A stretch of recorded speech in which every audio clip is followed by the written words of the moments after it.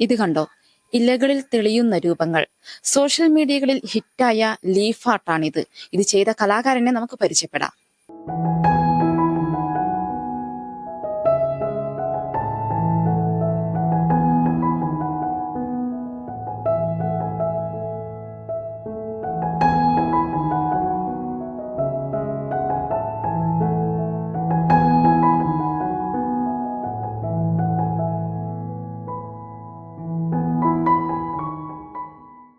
മുല്ലപ്പൂമ്പൊടി ഏറ്റുകിടക്കും കല്ലിനുമുണ്ടൊരു സൗരഭ്യം എന്നാണ്. ആർക്കും വേണ്ടാത്ത ഇലകളിൽ തന്റെ കരവിരുതിൽ ജീവൻ നൽകുകയാണ് കൂത്തുപറമ്പിലെ കൊളുത്തുപറമ്പ് സ്വദേശിയായ ജിജീഷ്. പ്ലാവിലിയും ആഞ്ഞിലി പ്ലാവിലിയുമാണ് ജിജീഷിന്റെ ക്യാൻവാസ്. വരയ്ക്കേണ്ട ചിത്രങ്ങൾ സൂക്ഷ്മമായി നിരീക്ഷിച്ചു വേണം ഇലകളിൽ പകർത്താൻ. ക്രാഫ്റ്റ് കട്ടർ ബ്ലേഡ് ഉപയോഗിച്ച് ഇലകളുടെ ഓരോ ഭാഗങ്ങളും അടർത്തി മാറ്റി വേണം ഒരു രൂപം സൃഷ്ടിക്കാൻ. ഇല വാനിലേക്കുയർത്തുമ്പോൾ വരച്ച രൂപം തെളിയും. കോവിഡ് കാലത്തെ വിരസത മാറ്റാൻ ആരംഭിച്ചതാണ് ഇലച്ചിത്രം എന്ന ആശയം. നിരവധി പ്രദർശനങ്ങളും ഇതിനോടകം നടത്തിക്കഴിഞ്ഞു. ഇത് വരയ്ക്കാൻ വേണ്ടിയിട്ട് ആദ്യം ഞാൻ സ്റ്റെൻസിൽ രൂപത്തിലൊരു പോർട്രേറ്റ് എടുത്ത് അതിനെ ഇലയിലേക്ക് വരയ്ക്കുക. വരച്ചതിന് ശേഷം അത് ലീഫ് കട്ടർ ഉപയോഗിച്ചിട്ട് അത് കട്ട് ചെയ്തിട്ട് ഇങ്ങനെ ആകാശത്ത് ഇങ്ങനെ കാണിക്കുമ്പോൾ അതിൻ്റെ പൂർണ്ണമായിട്ടുള്ള രൂപം തെളിഞ്ഞ് കാണുക.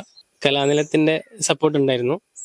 മഹേന്ദ്ര മാഷാണ് കൂടുതലായിട്ട് എന്നെ ഈ ഒരു കാര്യത്തിന് വേണ്ടിയിട്ട് സപ്പോർട്ട് ചെയ്തത്. എൻ്റെ ചങ്ങായി ചെയ്യുന്നത് കണ്ടിട്ടാണ് ഞാനിതിൽ കൂടുതലായിട്ട് ഇറങ്ങി തിരിച്ചത്. പിന്നെ ഇത് 3 പ്രദർശനം നടന്നിട്ടുണ്ട്.